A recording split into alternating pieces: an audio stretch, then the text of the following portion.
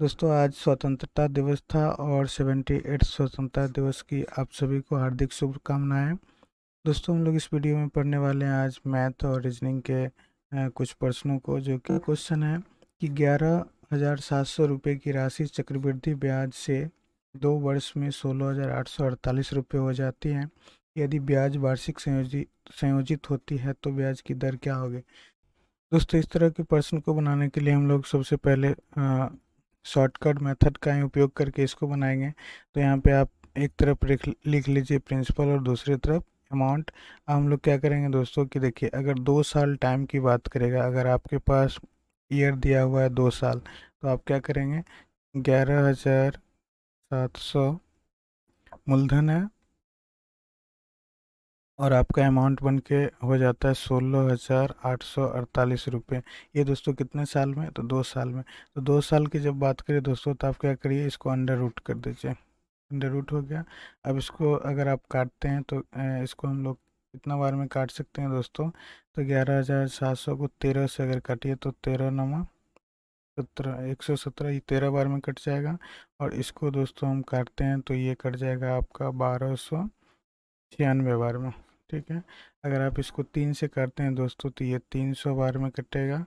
और ये हो जाएगा 3 चौक 12, 3 तियाना, 3 दूना 6। अगर इसको दोस्तों 3 से फिर काटते हैं तो ये कट जाएगा 100 बार में। और ये कटेगा 3 इक्काएँ, 3 चौक 12, 3 चौक 12। तो दोस्तों अब आपके सामने क्या निकल के आ जाता है, 100 अंडर रूट में, और यहाँ निकल के आ जाता है 144 अंडर रूट में। दोनों का अगर वर्गमूल निकालते हैं दोस्तों तो 10 अनुपात हो जाता है 12। तो इसका मतलब ये हो गया कि 11,700 रुपये की राशि 2 वर्ष में क्या बन गई, 16,848 रुपये। जब दोस्तों हम इसको सिंप्लीफाई तरीके से तोड़े तो यहाँ पे आपका ये क्या है, प्रिंसिपल है और इधर अमाउंट है।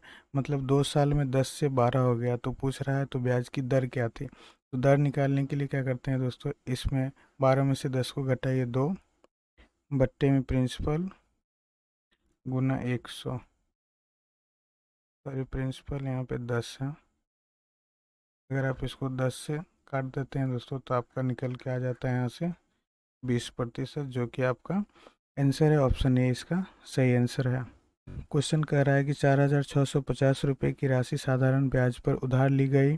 यदि ब्याज की दर 7.5% वार्षिक है तो 4 वर्ष में साधारण ब्याज क्या होगा।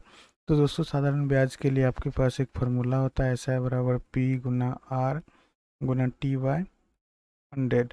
इस पे अगर आप इसको रखते हैं दोस्तों तो अपने पास निकल के आ जाता है कितना, तो मूलधन है आपका 4650, गुना में रेट हो गया 7.5%, टाइम हो गया दोस्तों 4 साल, और डिवाइड कर देते हैं हम 100 से। तो दोस्तों इसको जब आप काटेंगे तो ये आपका बन के आ जाता है 4650 गुना 30/100।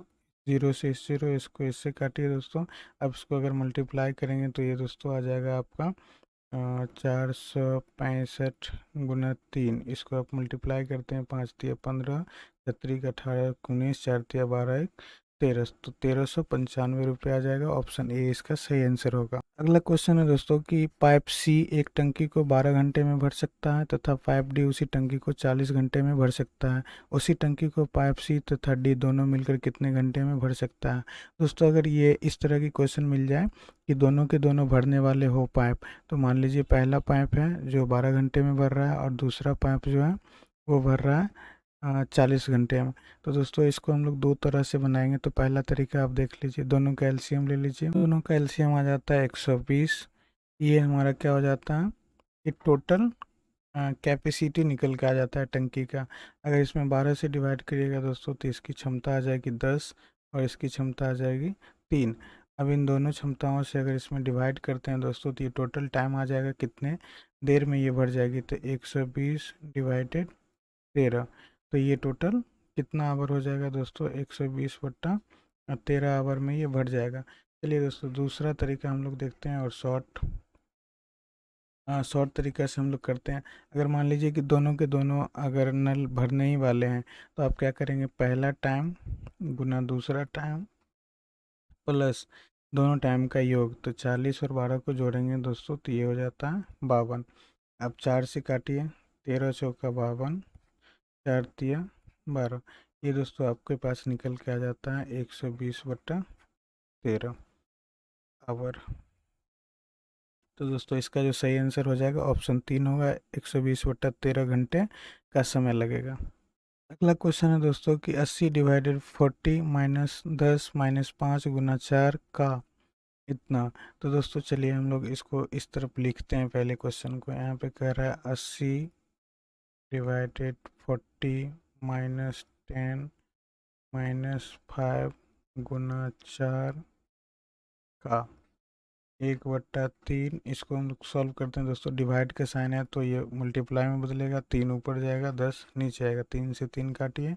अब क्या आ जाता है अपने पास 80/40 -10 -5 × 4 का मतलब गुना। तो दोस्तों यहाँ निकल के आ जाता है 1/10। इसको काटिए, 2×2 = 4, 2×5 = 10। तो इसको दोस्तों सॉल्व करते हैं हम लोग। तो ये क्या निकल के आ जाता है, ये दोनों आपस में मल्टीप्लाई हो जाएगा तो 10, ठीक है। और ये निकल के आ जाता है दोस्तों यहाँ पर 5 -10 -40/80। अब क्या करेंगे दोस्तों, इसको 2 बार में काट दीजिए। 2 बार में काटते हैं, इसको 2 बार में काटिए, 40×2 = 80। अब निकल के आ जाता है 2 -10 -2। तो क्या हो जाएगा दोस्तों, यहाँ पे निकल के आ जाए 2 -12, जो कि आप घटाएंगे तो -10 के बराबर हो जाएगा। तो ऑप्शन 4 इसका सही आंसर होगा। अगला क्वेश्चन है दोस्तों कि 12 लड़कों तथा 8 लड़कियों का कुल भार 1080 किलोग्राम है। यदि लड़कों का औसत भार 50 किलोग्राम है तो लड़कियों का औसत भार क्या होगा। दोस्तों यहाँ पे दिया हुआ है कि 12 लड़के हैं और 8 लड़कियाँ हैं।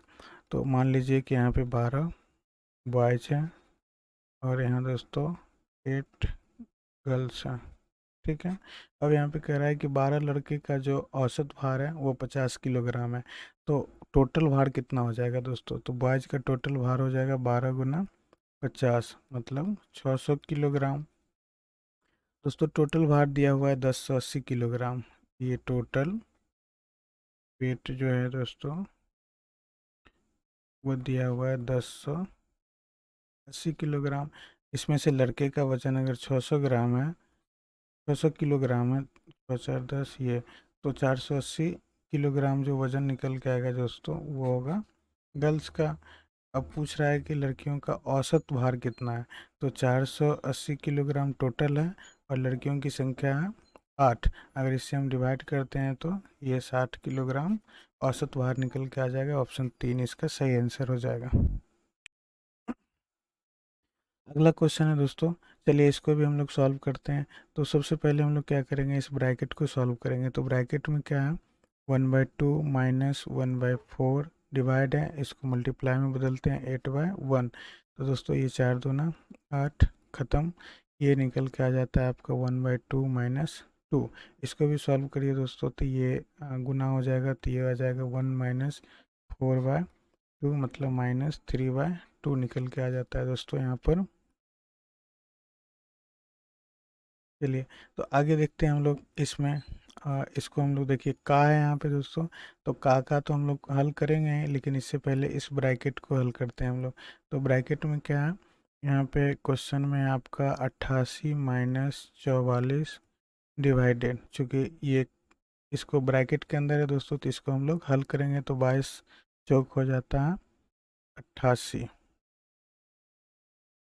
22×4 = 88 हो जाता है दोस्तों। यहाँ पे का, तो का मतलब गुना -3/2।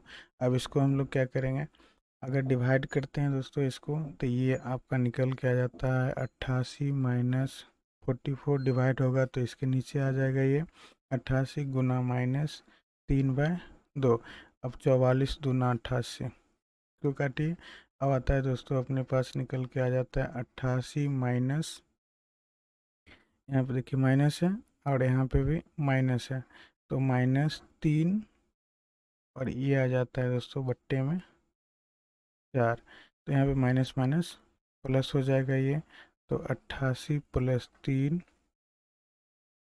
ये निकल के आता है दोस्तों। इसको आप अगर गुना करते हैं तो ये आपके पास आ जाएगा 8×32 कर दो, 8×32 = 1 33 प्लस 3/4, ये हो जाएगा दोस्तों 335/4।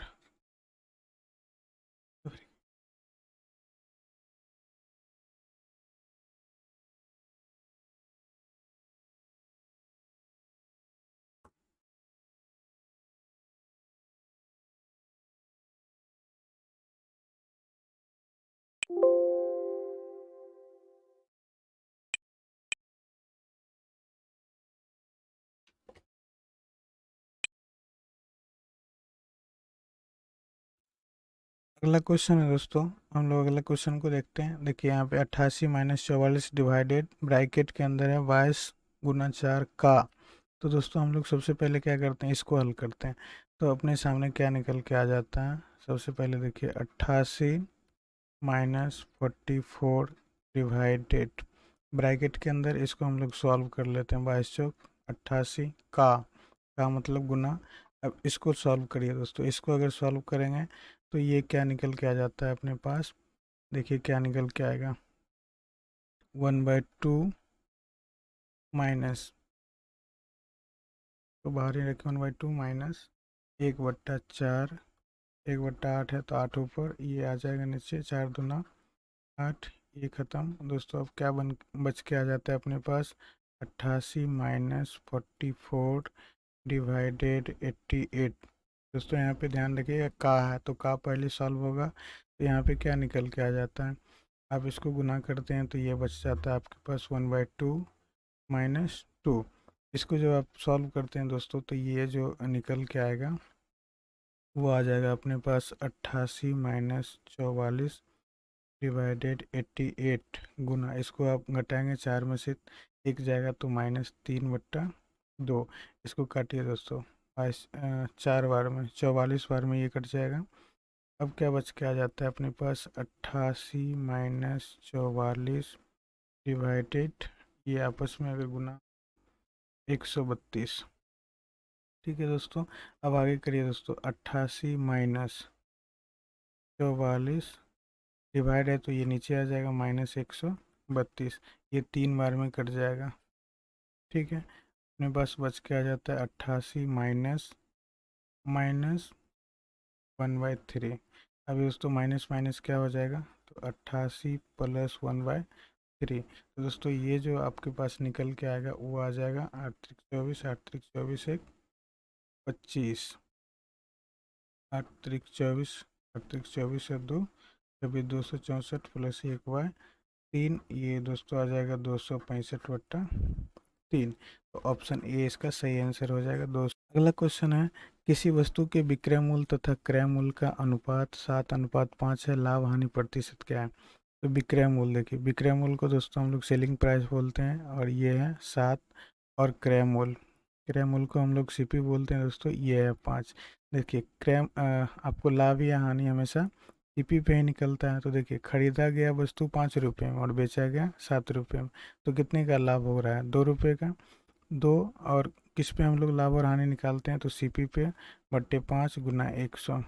अब 5×2 = 10, और ये दोस्तों निकल के आ जाता है 40% का क्या हो रहा है, लाभ हो रहा है। तो ऑप्शन ए इसका सही आंसर होगा। क्वेश्चन है कि एक आयत की लंबाई 16 सेंटीमीटर है, यदि विकर्ण की लंबाई 20 सेंटीमीटर है तो आयत की चौड़ाई क्या होगी। तो सबसे पहले दोस्तों देखिए कि आयत किस टाइप का होता है। तो आयत ऐसे होता है, अब ये मान लीजिए कि ए बी सी डी एक आयत है। अब क्या कह रहा है कि आयत की लंबाई, दोस्तों लंबाई जो है ये 16 सेंटीमीटर है, इधर भी ये 16 सेंटीमीटर है। विकर्ण, तो दोस्तों आप विकर्ण यहाँ से ले लीजिए या आप यहाँ से ले लीजिए। इसकी लंबाई बता रहा है 20 सेंटीमीटर। तो अगर मान लीजिए कि हमारे पास हम क्या करते हैं, इसकी लंबाई यहाँ से हम लोग मान लेते हैं ये 20 सेंटीमीटर है, और इसकी जो ऊंचाई 16 सेंटीमीटर है, तो इसकी चौड़ाई हमें पता करना है। तो क्या हो जाएगा, कि आपको पता होगा कि b बराबर क्या फार्मूला होता है दोस्तों, कि √h² माइनस L²। ठीक है, आप यहाँ पे निकालिए, h का वैल्यू हो जाएगा, हाइट का वैल्यू हो जाएगा दोस्तों 20 का स्क्वायर माइनस 16 का स्क्वायर। आप इसको निकालेंगे तो ये हो जाएगा 400 माइनस 256। इसमें से आप घटाइए दोस्तों, क्या निकल के आ जाता है, 6 4 10, 9 में से 5 गया 4, 3 में से 144। तो बेस का जो वैल्यू है दोस्तों वो आ जाएगा 12 निकल के, तो ऑप्शन बी इसका सही आंसर हो जाएगा। आयत की चौड़ाई क्या होगी, तो 12 सेंटीमीटर। अगला क्वेश्चन है कि चार संख्याएं क्रमशः 2 5 3 8 के अनुपात में यदि चार संख्याओं का योग 432 है तो पहली तथा चौथी संख्या क्या है। तो दोस्तों हम लोग क्या करते हैं, सबसे पहले संख्या के साथ x लगा लेते हैं, 2x। उसके बाद हो जाएगा ये 5x plus 3x plus 8x, और इस सभी का वैल्यू कितना दिया हुआ है, तो 432 रुपये। अब इसको जोड़िए दोस्तों, तो 5 2 7 3 10 8, 18x, 18x बराबर हो जाता है 432। तो इसको आप काटिए दोस्तों, कितना से काटिएगा, 2 से काटिए, 2 9 18, 2 दूना 4, 2 1 2, 2 चौक 12, और 9 से काटते हैं दोस्तों, 9 दूना 18, 18 और 3, 9 चौक 36, ये 24 निकल के आ जाता है x बराबर 24। तो इसमें पूछ रहा है दोस्तों कि पहली और चौथी संख्या का योग। तो पहली संख्या और चौथी संख्या, तो इन दोनों का योग हो जाएगा दोस्तों 2x प्लस 8x। तो ये हो जाएगा दोस्तों 10x का वैल्यू, और x का वैल्यू क्या है, 10 गुना 24। तो ये निकल के आ जाता है 240। ऑप्शन 3 इसका सही आंसर होगा। यदि एक आयत की लंबाई 50% बढ़ाई गई तथा चौड़ाई 25% कम हो गई तो इसके क्षेत्रफल में कितना प्रतिशत का वृद्धि होगा। तो दोस्तों हम लोग इसको शॉर्टकट मेथड से बनाएंगे। पहले कह रहा है कि लंबाई में 50% की वृद्धि की गई, तो हम लोग यहाँ से 50% की वृद्धि करते हैं।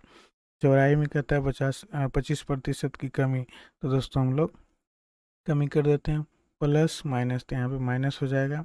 और दोस्तों ये हो जाएगा 50 गुना 25/100। अब देखिए प्लस माइनस यहाँ पे हो जाएगा माइनस, ये हो जाएगा 25 माइनस 25, 5 से 100, 25 से 1250 हो जाएगा, और 100 से डिवाइड करिए दोस्तों, तो ये निकल के आ जाता है अपने पास 25 माइनस 12.5। तो 25 में से 12.5 घटाइएगा दोस्तों, तो अपने पास बच के आ जाता है 12.5%, जो कि ऑप्शन 3 है। तो ऑप्शन 3 इसका सही आंसर होगा। अगला क्वेश्चन है कि दिए गए विकल्पों में से असंगत का चयन करें। तो दोस्तों आप यहाँ पे देखिए पहला ऑप्शन को, ये क्या कर रहा है, 3 का क्यू दिख रहा है। इसको आप देखेंगे दोस्तों, तो 25 का स्क्वायर दिख रहा है। इसको देखिए दोस्तों, ये 7 का क्यू दिख रहा है, और ये दोस्तों 5 का क्यू दिख रहा है। तो इसमें ये क्यू है, ये क्यू है और ये क्यू है, जबकि दो जो है ये स्क्वायर में आता है, तो असंगत यही हो जाएगा। ऑप्शन बी इसका सही आंसर होगा। करे जो श्रृंखला में प्रश्न चिन्ह के स्थान पर प्रतिस्थापित होगा। तो देखिए 22 से 242 बना, तो दोस्तों अगर हम 22 का स्क्वायर करते हैं तो ये निकल के आ जाता है 484। अगर इसको 2 से डिवाइड करते हैं, ये हो जाएगा 242। ठीक उसी तरह हम लोग क्या करेंगे, 18 का स्क्वायर अगर करते हैं दोस्तों, तो 18 का स्क्वायर होता है 324। अगर 2 से डिवाइड करते हैं तो 2 1 है 2, 2 चौक 12, 2 दूना 4, 162 आ जाएगा दोस्तों। तो ऑप्शन 3 इसका सही आंसर होगा। क्वेश्चन है कि उस विकल्प का चयन करें जो श्रृंखला में प्रश्न चिन्ह के स्थान पर प्रतिस्थापित होगा। तो देखिए दोस्तों कह रहा है रसोईया का संबंध चाकू से है, तो सर्जन का संबंध किससे होगा। जैसे रसोई घर में चाकू से काटा जाता है, उसी तरह सर्जन क्या करते हैं, पकड़ना छेनी कुदाल से, उपयुक्त ने चिकित्सक छुरी का प्रयोग करते हैं। तो ऑप्शन ए इसका सही आंसर होगा। अगला क्वेश्चन है दोस्तों, उस विकल्प का चयन करें जो सही रूप में प्रश्न चिन्ह के स्थान पर रखने पर पैटर्न को पूरा करेगा। तो दोस्तों यहाँ पे देखिए, ये जो पैटर्न है वो दिख रहा है 3 का स्क्वायर, ये दिख रहा है 5 का स्क्वायर, और ये दिख रहा है आपको 7 का स्क्वायर। उसी तरह दोस्तों ये दिख रहा है 9 का स्क्वायर, और ये जो है दोस्तों वो है 11 का स्क्वायर है, ये जो है वो है 13 का स्क्वायर। आप देख रहे हैं कि सब स्क्वायर ही हैं। तो यहाँ पे दोस्तों हम लोग देखते हैं, ये 289 ये 17 का स्क्वायर है, 361 ये 19 का स्क्वायर, दोनों के बीच में 2 का गैप। तो इन दोनों के बीच में भी 2 का गैप होगा, तो यहाँ पे 15 का स्क्वायर होना चाहिए दोस्तों। तो 15 का स्क्वायर 225 हो जाएगा। तो ऑप्शन 4 इसका सही आंसर है। निम्नलिखित में से कौन सा रेखा चित्र दिए गए वर्गों के बीच सही संबंध दर्शाता है। यहाँ पर इकाई मात्रक और यहाँ वाट और बोल्ट। तो दोस्तों देखिए मात्रक के अंदर वाट और बोल्ट दोनों आते हैं, तो ऑप्शन 2 इसका सही आंसर हो जाएगा। ये पूरा मात्रक हो जाएगा, और इसके अंदर वोल्ट और वाट आ जाएंगे। चलिए दोस्तों अगला क्वेश्चन देखते हैं दोस्तों, और ये क्वेश्चन जो है दोस्तों वो सीटिंग अरेंजमेंट का है।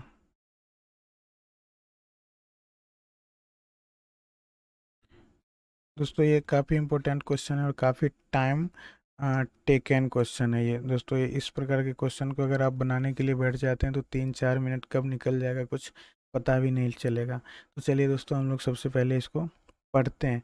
कहता है 8 दोस्त ABCDEFG और H वृत्ताकार टेबल के चारों ओर एक दूसरे की ओर मुंह करके दोपहर के भोजन के लिए बैठे हैं। AF के विपरीत तथा B के दाईं और तीसरे बैठा है।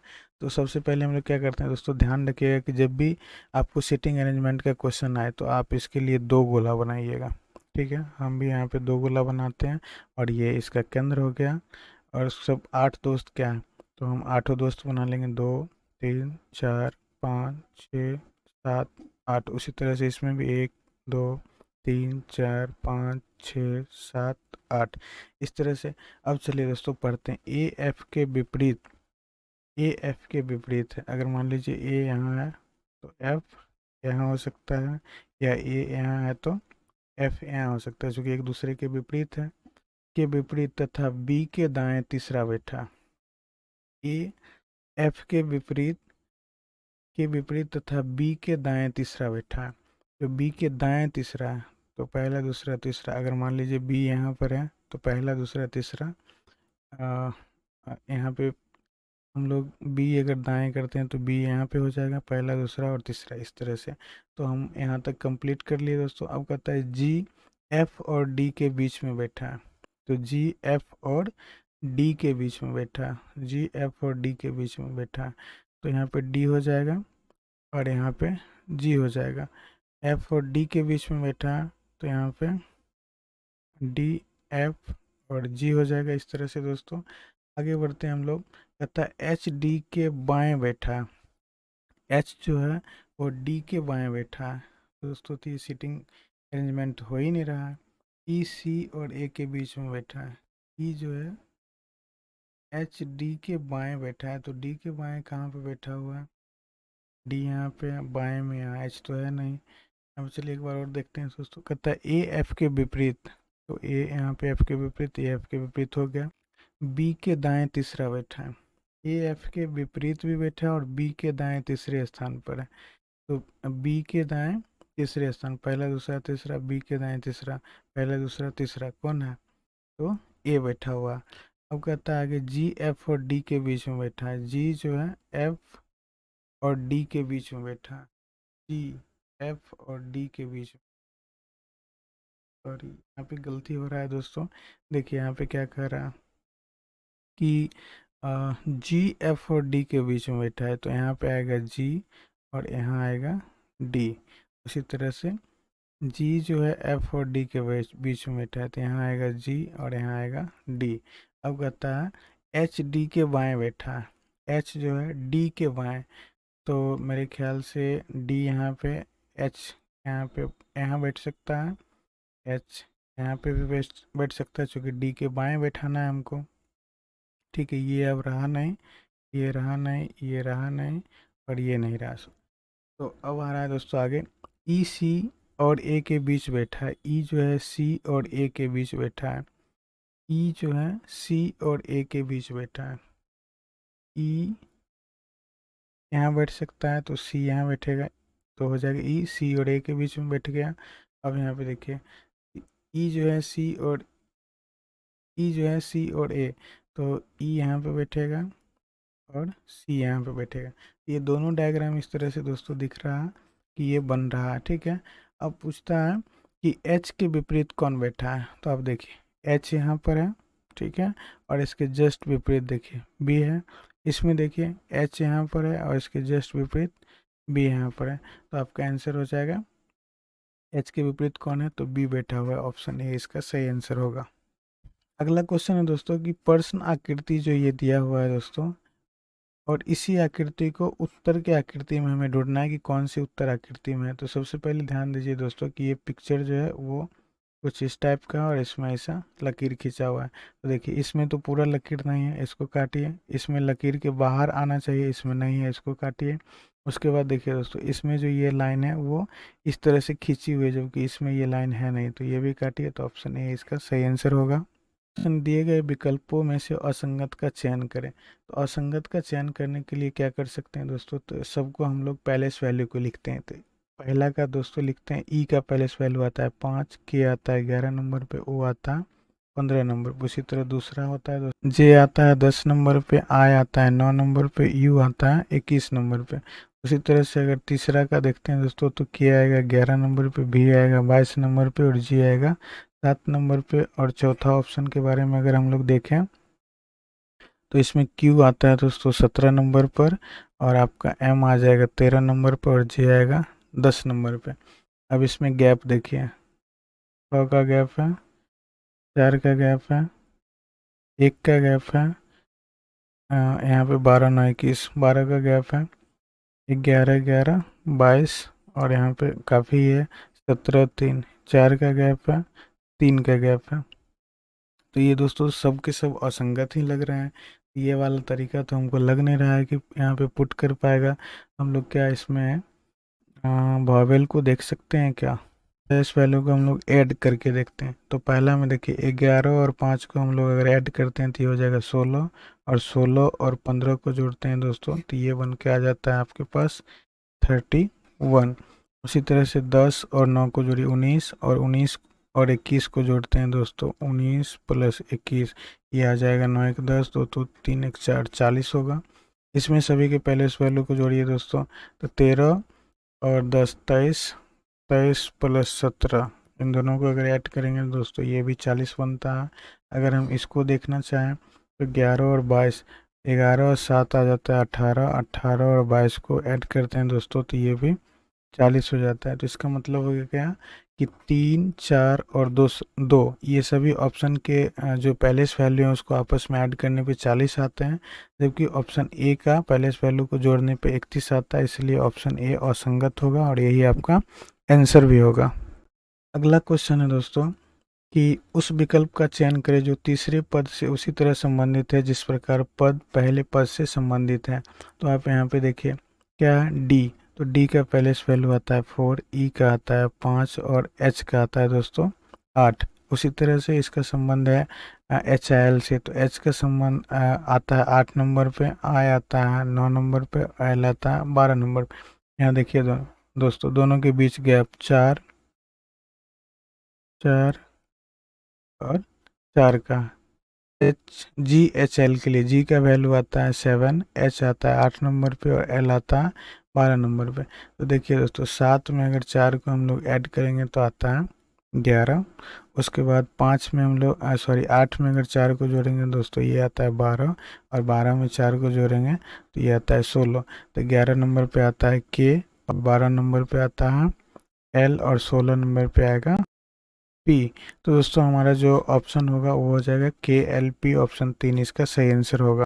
चलिए दोस्तों, हम लोग अगला क्वेश्चन देखते हैं। इसमें कह रहा है किसी निश्चित कूट भाषा में सर्किल को 50 लिखा जाता है, उसी कूट भाषा में आप एलगे को किस प्रकार लिख सकते हैं।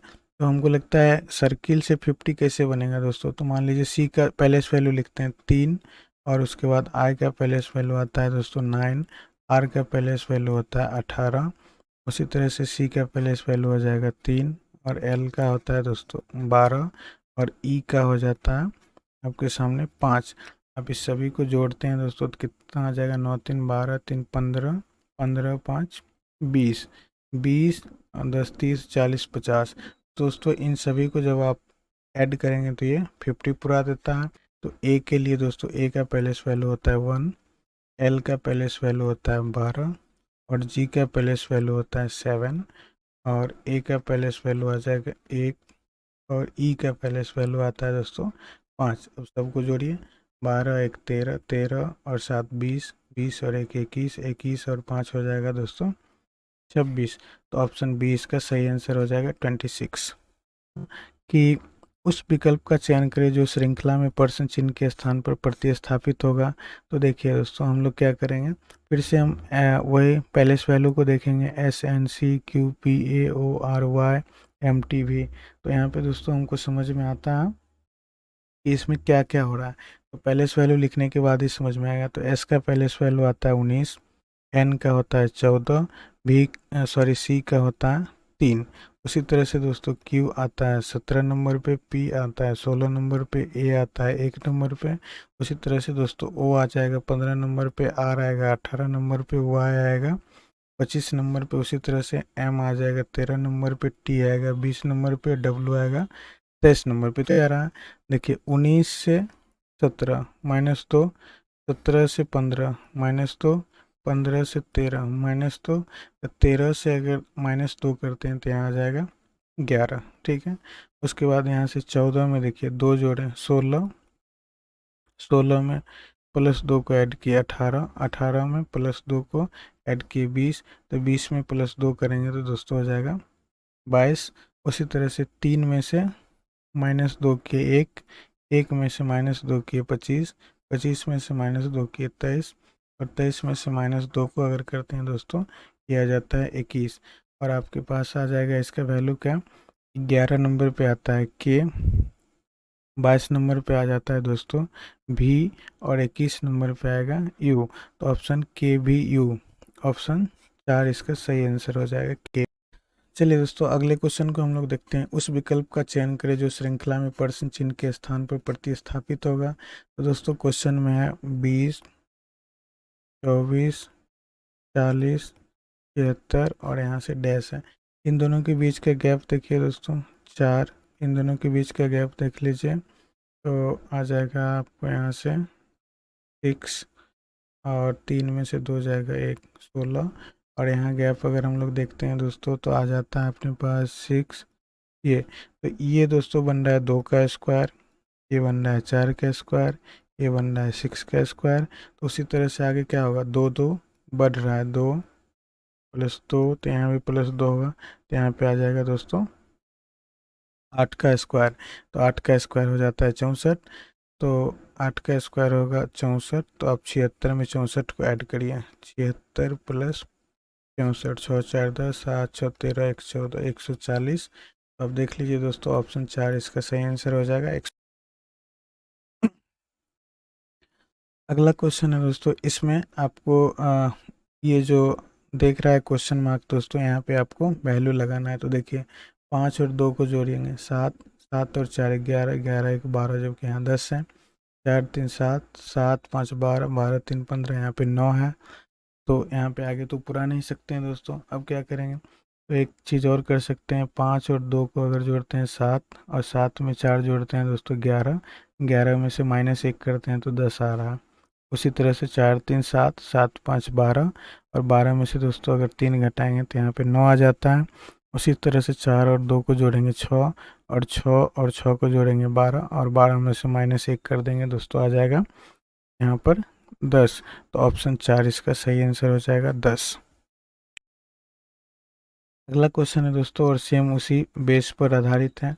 इसमें भी क्या है, तो देखिए अब 4 3 7 2 9 1 10, अगर आप क्या करेंगे तो सबसे पहले काउंटिंग ही कर लेंगे दोस्तों। तो 4 में आप 3 को जोड़ेंगे 7, 7 में 2 जोड़ेंगे 9, 9 में 1 को जोड़ेंगे तो दोस्तों ये पुर जा रहा है 10। उसी तरह इसमें देख लेते हैं 5 2 7, 7 3 10, 10 और 4 14, तो यहाँ तो पूरा रहा है।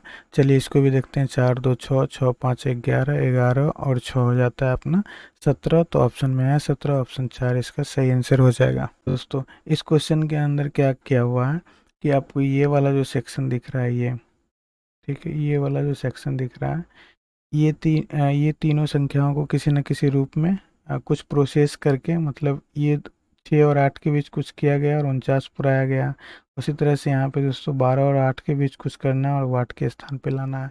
देखिए क्या करते हैं, 8 और 6 को अगर हम लोग जोड़ते हैं दोस्तों 6 + 8, तो ये 14 हो जाएगा। अगर हम इसको 2 से डिवाइड करते हैं तो निकल के आता है 7, और इसका स्क्वायर करेंगे दोस्तों तो ये आता है 49, जो कि यहाँ पर है। हम लोग यहाँ पे क्या करते हैं, 12 और 8 को जोड़ते हैं दोस्तों, तो ये 12 + 8 बन जाता है 20। 20 को अगर 2 से डिवाइड करेंगे तो ये होता है 10, और 10 का स्क्वायर करेंगे दोस्तों तो ये हो जाता है 100। तो ऑप्शन 4 इसका सही आंसर हो जाएगा 100।